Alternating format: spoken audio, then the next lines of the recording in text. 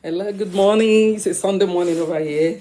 I'm actually preparing to for church, but I decided to drop this video, a quick one.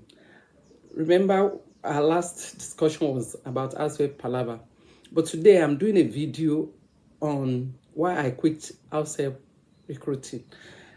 I actually used to recruit househelp, but I'll share with you some of the reasons why I had to stop. One was the pay. The pay was not good enough because recruiters, employers, they were not ready to pay. They want you to collect your agency fee from the staff, and that was not going down well with me because the pay was small. Let's say somebody, an asset is paid 20,000. I just imagine me sharing that 20,000 with them, looking at their condition and everything. And most times I used to allow the money to just go. So I look at that and I'm like, this is not what I want to do.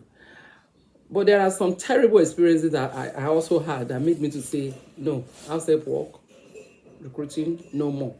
I will just share like three with you. One of the bad experience I had was a woman I recruited for. She came back and said, my husband and my house, they're having a good time. I'm like, wow.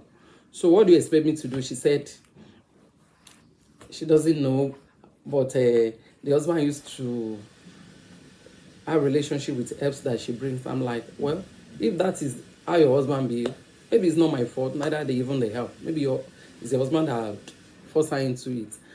So this one experience I did not like. Then you have this woman that called me on this particular evening towards 7 and like, madam, please, the help you gave me fitted. Thank God we're able to resuscitate her. I can't keep her in my house.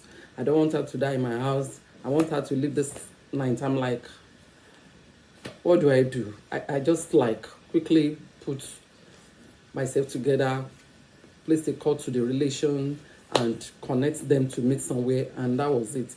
And in my head, I'm like, assuming this girl have died, what would have happened? I would have been called to come and answer questions and all that. Not only that, you have employers that will call you for everything that their help will do. She had just broken my plate. She had just beaten my child.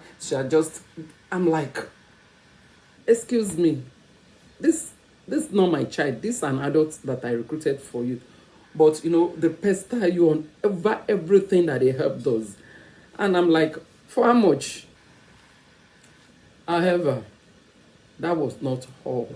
You have this madam that called, my house help is pregnant. I don't know if it's my husband that impregnated her. I'm tired. I want you to come and take her. I'm like, can you calm down, madam? And that's where the problem is. Because when you are recruiting and you advise, like, please, can you run a test on this staff so that you are sure maybe they have some sicknesses or they are pregnant. They are not ready to spend. They're not ready to spend, but when issues crop up, the next thing is to call the agent. I just had to breathe and say, Rose, I'm not doing this again. After all, this started just like an hobby. I know I could help people to sort out things, and I started to turn into a business. And if this is what I get, I could also stop this job. And that is why today, the scriptural verse I decided to draw for this video is Ecclesiastes chapter 9, verse 10, which says, whatever you do, do it well. Whatever you do, Rose, if you are going to continue recruiting, you need to do it well. And if you cannot do it well, then don't do it. The same thing I want to plead with helps. Whether house help, cook, whatever job, even in the offices. If you are working for somebody and you know that you are not happy doing this job, you know that you are not getting satisfaction, you know that you are not going to do the job well, then why don't you just quit that job? Why creating problems when you go to work? Why stressing your employers? And also employers, if you know you don't want to pay well, you don't want to have good relationship, don't want to treat your staff like somebody with flesh and blood, then there's no need of employing. Then you are causing a lot of problem between you and your workers. You could have well sack any staff that you are not satisfied with, instead of keeping them, and every day there's a lot of bad relationship.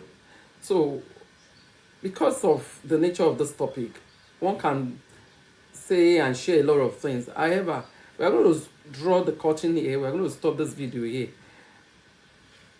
And our last video, we are going to take questions. We are going to talk about the comments, look at them, and close the issue of outside palava in the next video.